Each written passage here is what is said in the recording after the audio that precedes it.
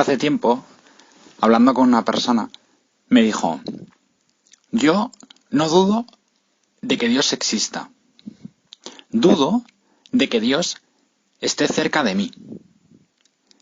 Y aquella frase me golpeó, porque aquella persona dio en el clavo de algo que nos puede suceder a ti y a mí también, y que le sucede a mucha gente.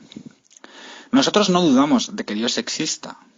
De hecho, pues vamos a misa los domingos o algún día entre semana. De hecho, estamos procurando hacer un rato de oración ahora. O sea, tenemos trato con Dios. Dios es alguien, sí, que no dudamos de que esté, de que exista, de que el mundo pues lo haya creado Dios, pues porque lo vemos y entonces vemos que dices, bueno, esto lo ha tenido que crear alguien, ¿no? O de hecho, pues no sé, pasamos por ante una iglesia y sabemos que pues que Jesucristo está en el sagrario y hacemos una genuflexión. O sea, de cabeza, pues pensamos que sí, que Dios existe. Pero tantas veces nos sucede que dudamos de que Dios esté cerca de mí. O sea, que las cosas que me pasan, que las cosas que me suceden, que mis bajones, Dios está cerca de esos bajones, que está dentro de mis bajones. Y eso nos cuesta mucho verlo. Porque perdemos de vista un poco cuál es la primera característica esencial de Dios. Que es algo que tú y yo pues rezamos todos los domingos en el credo. Lo primero que decimos es, creo en Dios Padre Todopoderoso.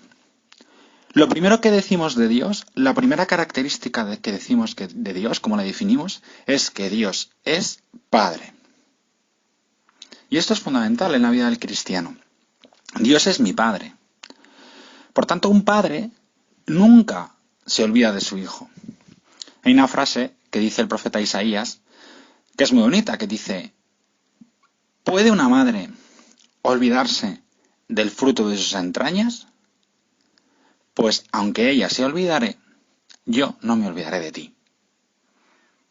Y es muy fuerte porque es verdad, una madre nunca se olvida de su hijo, ¿no? Una madre que tiene un hijo pequeño nunca se olvida de él, de hecho está continuamente pendiente de las 24 horas del día. Y si alguna vez ha pasado, que una madre pues abandona a su hijo pequeño, es porque esa madre está en una situación realmente muy desesperada, o porque hay una situación muy complicada. Pero lo normal no es eso, lo normal es que una madre nunca se olvide de su hijo. Pues dice el Señor, pues si una madre que puede que se olvide de su hijo, yo nunca me olvidaré de ti. Y es verdad, Dios nunca se olvida de nosotros. Siempre está continuamente pensando en nosotros. De hecho, si Dios dejara de pensar un solo instante en ti y en mí, dejaríamos de ser. No es que nos muriéramos, ¿no? No es que digas, no, es que ya me moriría. No, no. Es que no seríamos, o sea, no estaríamos en el mundo. Porque nos mantiene continuamente en el ser. Que esto es un poco elevado, pero lo que dice es, o sea, que tú y yo vivimos porque Dios piensa en nosotros. Tú y yo estamos en el mundo porque Dios está continuamente pensando en nosotros. Y entonces esto nos lleva a ti y a mí a decir, bueno, ¿yo cuántas veces considero esto? ¿Cuántas veces me doy cuenta de que Dios efectivamente está cerca de mí? Y esto cuesta sobre todo verlo cuando las cosas van bien, pues uno dice, sí, Dios está conmigo, Dios es muy grande. Pero ¿y cuando las cosas van mal? ¿Y cuando me entran bajones? Y entonces es bueno pensar, ¿cómo ocurre esto humanamente? Porque a veces, pues yo qué sé, le pedimos a Dios que nos dé algo, por ejemplo, y no nos lo concede. Y hay mucha gente que se enfada con Dios porque dice, bueno, si Dios es mi padre y yo le estoy pidiendo esto, ¿por qué no me lo da? Bueno, como a veces ocurre con un niño pequeño, cuando le pide a su madre, por ejemplo, que le dé unas tijeras. Pues la madre, lógicamente, no le da las tijeras al niño, porque te vas a hacer daño. Y entonces hay veces que podemos pedirle cosas a Dios y Dios no nos las da porque dice, esto ahora no te va a hacer bien. O a lo mejor te puede hacer un daño y por tanto no te lo concedo. O a veces incluso puede ocurrir, como me contó una madre que le ocurrió, que a veces nos hacen un poco de daño, entre comillas, o nos hacen daño de verdad, pero es para sacar un bien. Esa madre de la que te hablaba me contó que su hija tenía una fiebre muy alta. Y entonces lo que había que hacer era bajarle la fiebre. ¿Cómo le bajaba la fiebre? Con unas toallas congeladas, ¿no? Que metían unos hielos y entonces le ponía esas toallas en la frente. Aquello le hacía un gran sufrimiento a su hija, un gran daño. Y entonces le decía, mamá, me haces daño, me estás haciendo daño.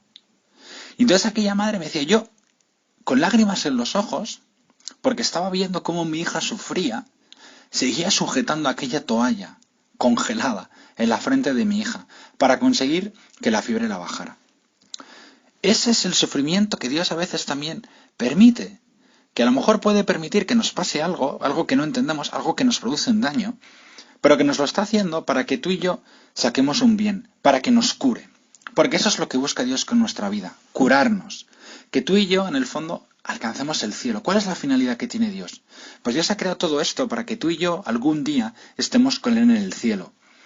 Y todas las cosas que nos van ocurriendo en el fondo son para que tú y yo sean ese camino que nos lleve al cielo y por tanto gocemos de la felicidad eterna con Él en el cielo.